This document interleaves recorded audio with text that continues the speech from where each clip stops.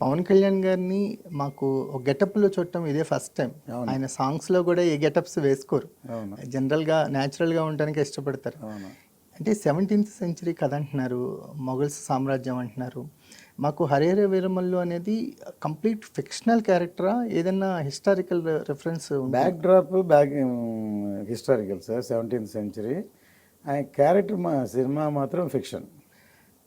Okay, ఏదో social మీడియాలో హరిహర వీరమల్లు ఉన్నాడు అనే ప్రచారం కూడా నడుస్తుంది. అది ఒక్కొక్కరు ఊహించుకుంటున్నారు సార్. ఎందుకంటే ఆ పేరు మేము అనుకొని పెట్టలేదు. హరి హర, శివుడు విష్ణు అంశంతో దాంతో పుట్టాడని వీరమల్లు అని పేరు పెట్టాం. కానీ హిస్టరీలో హరిహరరాయలు, బుక్కరాయలు, కృష్ణదేవరాయ పీరియడ్లో ముందు రియల్గా ఉన్నారు. ఒకవేళ వాళ్ళ స్టోరీ ఏమో అనుకొని, రియల్ స్టోరీ అనుకొని రాస్తున్నారు. అంటే ట్రైలర్ చూసిన తర్వాత మాకు కథ ఏంటో కొంతవరకు గెస్ట్ చేసే అవకాశం దొరుకుద్ది. ఏమన్నా చెప్పగలరా? అంటే మాకు కాన్ఫ్లిక్ట్ ఆఫ్ ద స్టోరీ అంటే ఒక తిరుగుబాటుదారుడి కథ అనుకోవచ్చా?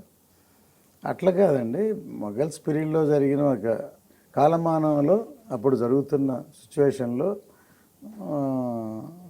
Is travelling towards Delhi from Andhra.